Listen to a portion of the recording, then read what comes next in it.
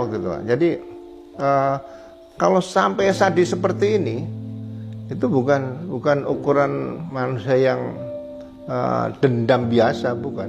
Ini mafia, tapi mafia apa saya nggak tahu. Apa mafia kaitan dengan, dilihat ada nggak bisnisnya Eki yang kira-kira dengan bisnis misalnya apa ya, misalnya bisnis dagang ya, atau Vina mungkin bisnis apa yang lain lah, atau mungkin bisa juga dengan narkoba dan sebagainya. Tadi kawan saya telepon, semakin tidak bisa tidur, mungkin hari-hari tinggal menunggu saja.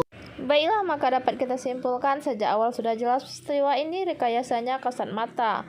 Mulai dari laporan peristiwa tanggal 27 Agustus diubah menjadi tanggal 31, ujar Oegroseno. Mengutip kanal YouTube Nusantara TV pada Rabu 7 Agustus. Ia juga menyebut nama ayah Eki Ibturudiana yang telah membuat laporan peristiwa tersebut.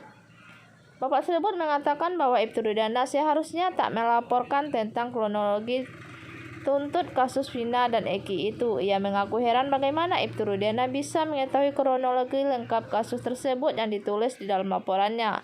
Tanggal 31 juga laporannya seolah ada 8 orang, padahal Ibturudiana pada saat itu dia tidak tahu peristiwa.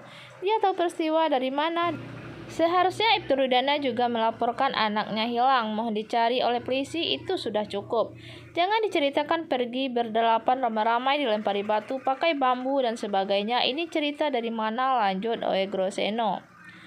Sebelumnya, Bupati Purwakarta Deddy Mulyadi kembali angkat bicara. Kali ini ia menyinggung soal peran Ibturudiana dan aib di kasus pembunuhan Vina dan Eki 2016 lalu.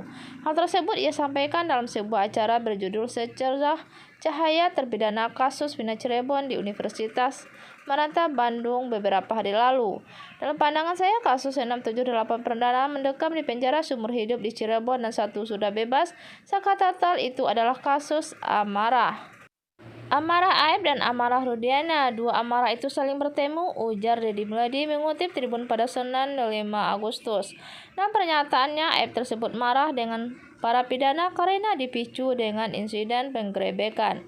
Sekian saja informasi kita hari ini, saya ucapkan terima kasih.